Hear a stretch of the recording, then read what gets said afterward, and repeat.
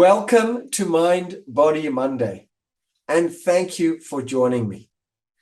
In today's session, you will learn about whether your child's attention span, mood, and classroom behavior is the result of an unhealthy gut. We're going to be looking at 4 common childhood conditions in which the gut is absolutely essential. And then at the end, I'm going to be sharing with you my 5 favorite tips for building a healthy gut in adults and, of course, our children. David Neilman, who is a Brazilian-American businessman and entrepreneur who has founded 5 commercial airlines, was asked the following question. If someone told you that you can be normal or you could continue to have your ADHD, what would you choose? He answered by saying, I would choose to have ADHD.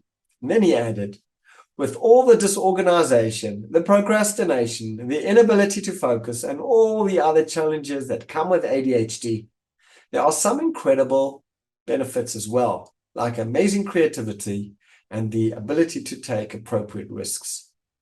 He then concluded that it is therefore the context and not the condition itself that determines its value. This is so important, that we don't let whatever we are struggling with in life, physical, mental, emotional challenges, we don't let that to define us, to describe us, to assume its identity. Rather, the context in which that plays itself out is really what's the defining moment and not the condition itself. There are many world leaders and entrepreneurs, very successful entrepreneurs, who are successful because of their ADHD. So this only supports that it's really the context in which this particular condition and really all our challenges play itself out rather than the condition itself that defines us. Even though I'm going to be focusing on kids' health in this Mind Body Monday session, everything I say is going to apply to us adults as well. I'm just going to be using the language of kids because I'm wanting kids to get the help they can. Because they are going to be the future leaders. ADHD is an acronym for Attention Deficit Hyperactivity Disorder. It's a cognitive difference resulting in hyperactivity, impulsivity, inattentiveness, and poor executive function. The human brain is extremely complex, and it involves a whole host, an intricate network of neurons, neurotransmitters, etc. And in order for messages to be relayed appropriately, efficiently, etc., the brain requires 2 important neurotransmitters. One is called dopamine, and the other one is called noradrenaline. Interesting thing is, in an ADHD brain, there is a dysregulation of these 2 important neurotransmitters. And this results in a variety of positive and less than positive symptoms, which can impact on their work, relationships, education, and ultimately on self-esteem. I did say there, I recognize, even though I haven't been diagnosed efficiently, as I'm preparing this Mind Body Monday, and obviously my research over my 30 years in clinical practice, I recognize that I fit into this label, and knowing how to harness it, it has not defined me, but as I opened up, it really has helped me to become the person who I am. According to the CDC, over 6.1 million children in the States today, that's 9.5% or so, between the ages of 2 and 17 have been estimated to be diagnosed with ADHD. So that's a lot of kids, hence my focus today. Now let's take a look at whether your child's attention span, mood, and classroom behavior could be the result of an unhealthy gut.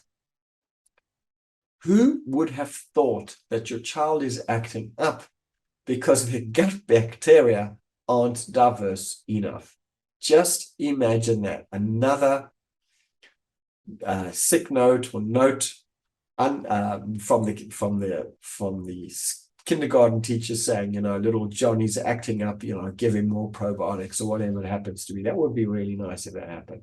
But here's some interesting research that came out of Ohio State University that showed that a child's gut health and their microbiome affects their behavior, their sleep, their energy, focus, mood, immune system, and so much more. In the study, they examined the stool samples of 77 kids aged 18 months to 27 months and concluded that mood, curiosity, sociability were all linked to an abundant and diverse gut bacterial species. Those two factors, abundance, lots of, and diverse. Bacterial diversity is so important in gut health. So this research clearly shows that there's a strong link between kids' gut health, mood, behavior, and focus. In addition to this correlation, there are also 4 common childhood disorders in which gut health plays such an important role. The gut is called the second brain because it's intricately and intimately intertwined with our nervous system and has such an important impact on cognitive function, mental function, and brain. And what's interesting to note is that our kids' gut-based nervous system develops long before the actual brain is fully formed. So it makes a lot of sense that this complex gut nervous system has a lot to do with regulating your child's mental health and function. The second brain, it's not only that the gut is dubbed the second brain, it's really another organ because the microbiome is home to trillions of bacteria, fungi, viruses, protozoa. It's almost like a forest floor with an abundance of species of microscopic life. And when in the right balance, it really supports our total health and healing. Your child's gut-brain connection is driven largely by this microbiome, and here's why. The microbiome helps to synthesize certain vitamins and neurotransmitters, including 95% of serotonin and over 50% of dopamine. These are such important neurotransmitters, and these play an important role in regulating sleep, mood, digestion, their levels of happiness, and so much more. Imbalances in the gut microbiome will obviously throw off so much of our mental function and mood, etc. In fact, PubMed research highlights high correlations between gut health and the following 4 conditions that I see in my practice in kids as well. So imbalances in the small intestine bacterial overgrowth, which is a condition called SIBO, small intestinal bacterial overgrowth, which I see in children, are linked to certain conditions in adulthood, like obesity, IBS, mood disorders, and ADHD. So it's very important that if there's a gut issue within kids, to actually solve it, to get to the root of it and solve it. The second condition I see in my clinic related to gut health in kids is a condition called PANDAS. This is an abbreviated term for pediatric autoimmune neuropsychiatric disorder. And this is associated with a bacterial infection from strep. So its treatment involves addressing gut bacteria imbalances and reducing inflammation. Very important to get the diagnosis correct so the treatment can be supportive and effective. The third condition is autism and other spectrum disorders. A healthy microbiome makes hormones and neurotransmitters and regulates the nervous system, which in turn supports learning, communication, and a healthy cognitive function. So having a healthy gut is so important to support anybody on the spectrum. So caregivers, if you know anybody on the spectrum, to introduce healthy gut strategies that I'm going to share with you shortly is so, so important for their long-term health and well-being. The fourth condition is really depression and anxiety. Research has identified a strong correlation between digestive issues and the microbiome and mood disorders like anxiety, depression, and bipolar. And I mentioned to you why, largely because of the majority, 95% of serotonin, over 50% of dopamine is actually made in the gut. And these are mood stabilizing neurotransmitters. In fact, one of the anti-anxiety and antidepressant medications actually regulate or facilitate more circulating serotonin in the brain. Now, something interesting to note, one of the therapists working in my clinic watched my Mind Body Monday session on mood disorders and the gut. And as a result of that, she suggested to one of her clients who was suffering from anxiety and depression and was on medication. She was medicated to the max, did not want to increase her meds, but now the meds were becoming less effective. What should she do? So she suggested that this therapist suggested to her client that she add in some prebiotics and probiotics into her client's diet. And literally within 2 or 3, maximum 4 days, her mood and energy was back to where it was before the slump. No change in medication whatsoever, just helping the microbiome do its thing. So that was good news. So what can you do to promote a healthy gut and microbiome? Let me share with you my 5 favorite tips for a healthy gut in adults and children. Now, one of the most foundational pieces in functional medicine, especially in the area of pediatrics, involves improving and maintaining gut health in kids. So this is so, so important. And improving and maintaining kids' gut health does not need to be complex. It does not mean you entering into battle zone over food, but interventions can be really simple and intentional, where smart choices can be made in everyday life. The good news is that kids are very self-regulating, and a small amount of intervention goes a long way. So if you introduce friendly bacteria and support a healthy gut, then they will just do so well. The first strategy is to eat a whole food, real food diet. This supports probiotics with providing them with prebiotic fibers. These are the fibers that support and help probiotics grow. And this comes from nutrient-dense eating with good quality plant foods, real food, quality proteins, and healthy fats. I recommend that the mealtime is not a battle zone, and start with small changes, like especially for picky eaters, and I'll come to that just in a minute, some strategies. You can make a face out of 3 almonds, 2 eyes and a nose, and maybe, or 4 almonds and a mouth, or you can use some other nuts like walnuts that actually look like a brain, and research has shown they're very good for brain health.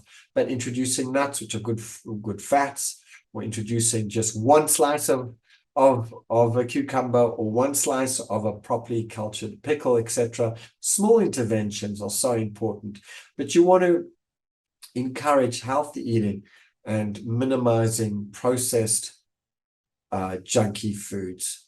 Now, the ratio is really about 80% of the time. So if you look at your week with your kid, 80% should be in the healthy-ish or healthy zone. 20% could be, junk foods on birthday parties and Shabbos, etc. It should really not be the other way around wherever possible. And if it is, then, there are many strategies to help, and professional guidance can be sought. Good sources of prebiotic fibers and healthy vegetables for this is broccoli and cauliflower, and little courgettes could be made. Greens like kale or chard or spinach. There are lots of fun, creative ways to do this for kids. Berries, raspberries, blueberries, blackberries, strawberries. These are fantastic prebiotic fibers. The best way to make these is kids could either eat them raw, or you can make them into smoothie, into a little cup with a straw or a spoon, and add some yogurt if you want. So that's a fun way to get this in. And by the way, the smoothie, if you're making it and out of sight, you can always put in a little bit of probiotic there as well, and I'll get to that shortly. Other fantastic foods for kids is avocado or guacamole, oats, whole grains, wherever possible. These provide the prebiotic fibers that are so important for kids' gut and brain health. So smoothies, as I mentioned, is one of my favorite ways, not only in my own diet, to get in really highly packed nutrients that are yummy, but simple interventions is you can take fruit smoothies with additional probiotic powders inside of there, maybe a protein powder. It must look normal and taste yummy and be conscious at the same time. And this is all totally achievable with simple smoothies.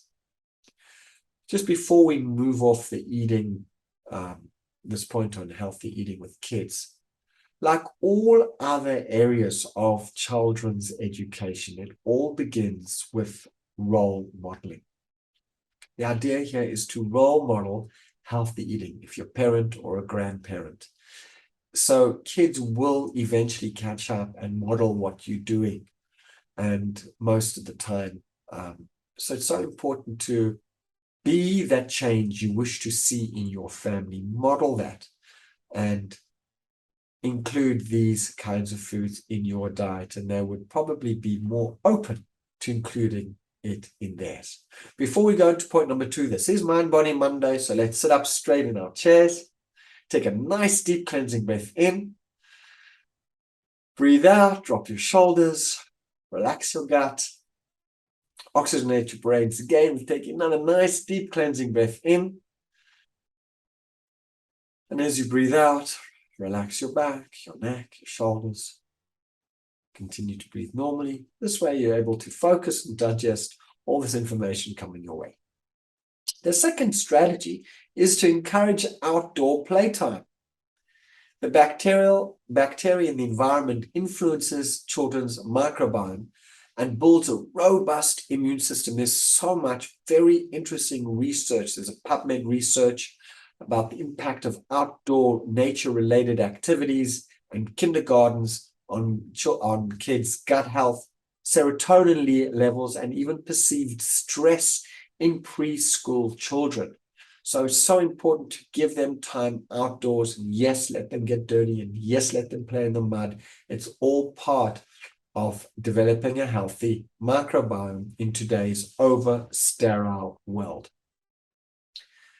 The third tip to build a healthy gut for kids and us too is to feed them and to include in our diet fermented foods. This could be healthy yogurts, not overly sweet, kefir, sauerkraut, kombucha, and any other naturally fermented vegetable which contains these so important probiotics. This will quickly colonize the gut bacteria in the gut. And I always start with small interventions. It could be 1 pickled cucumber or 2 or 3 strands of sauerkraut or something that they'd like. But if they don't take to it immediately, it's exposure over time is also a good thing.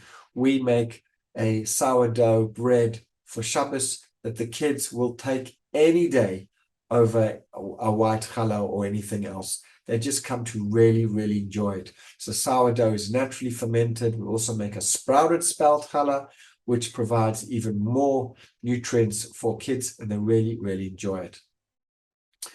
And the fourth strategy is to include probiotic supplements. So if they're not going to take too readily to cultured vegetables in their diet or healthy yogurts, things like that, then a simple capsule of a probiotic could be opened up and put into a yogurt, which creates greater bacterial diversity, because yogurts just have a very thin band of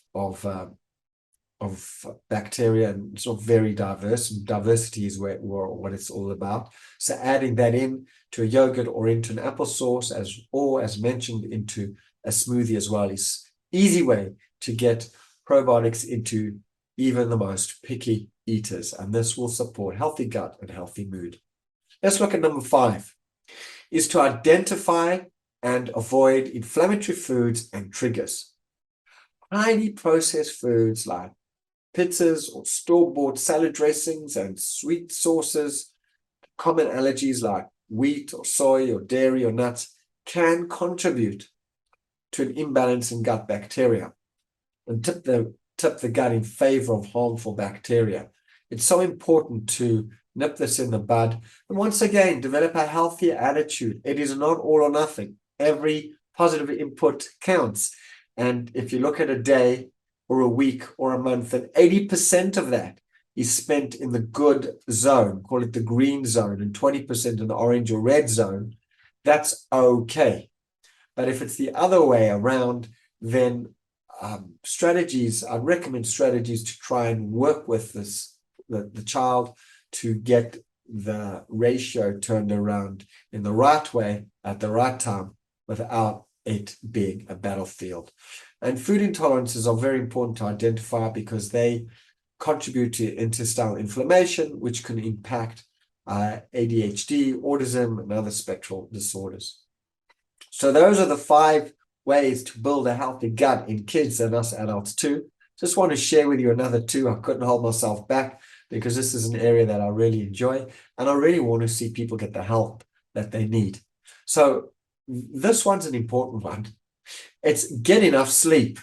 We all know that, but do we do that, especially for kids? It's such an important part of a being healthy and happy, is getting the right quantity and quality and time of sleep.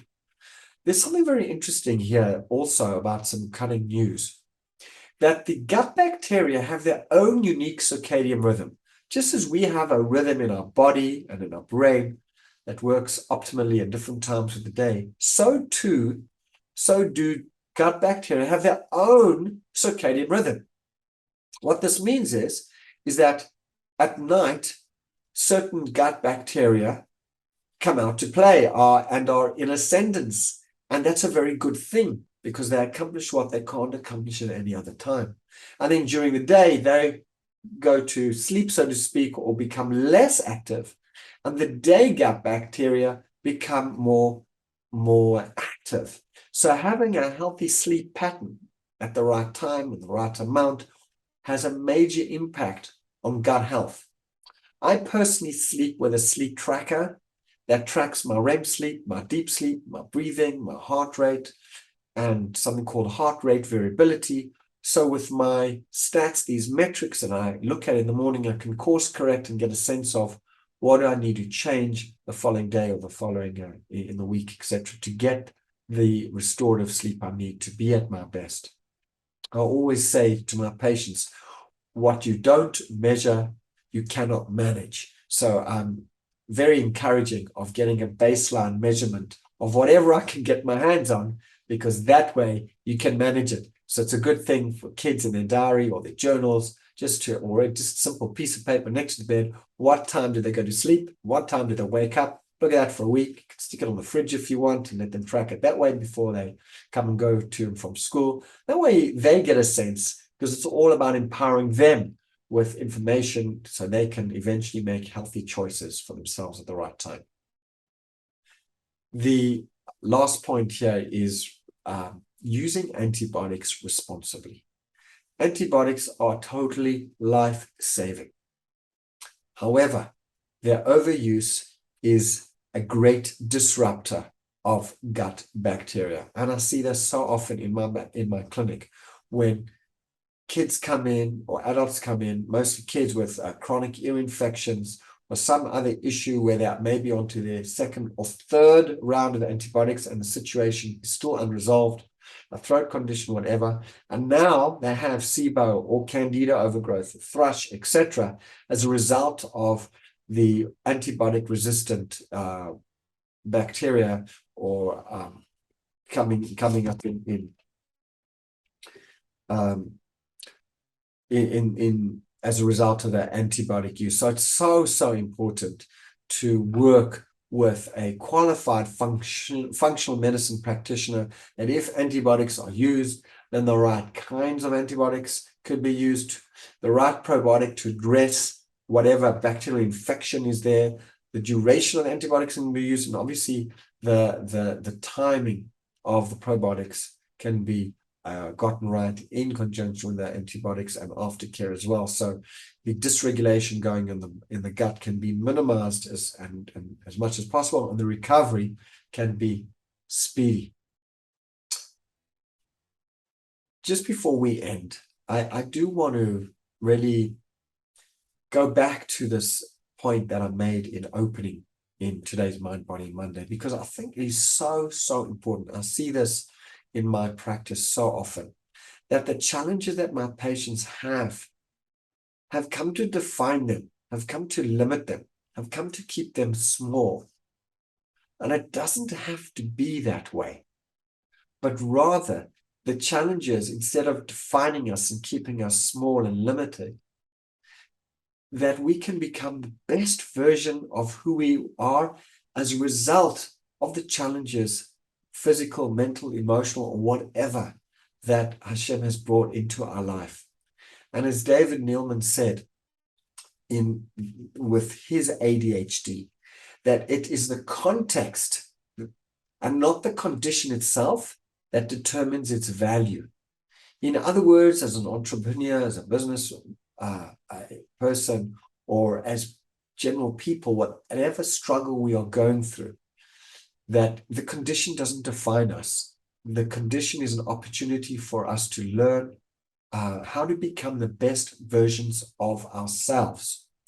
And we get to turn our mess into a message for ourselves and others. And this way, whether we've been diagnosed with ADHD or any other condition, we can rise to meet the challenge and take advantage of the creativity that comes along with that as well. And often reaching out for professional help may be the way to go. So thanks again for joining me on this week's Mind Body Monday, and I look forward to seeing you on the next training. Just remember that Mind Body Monday is all about taking one small step to advance your health in mind, body, and spirit, because self-care is the heart of healthcare. See you next training.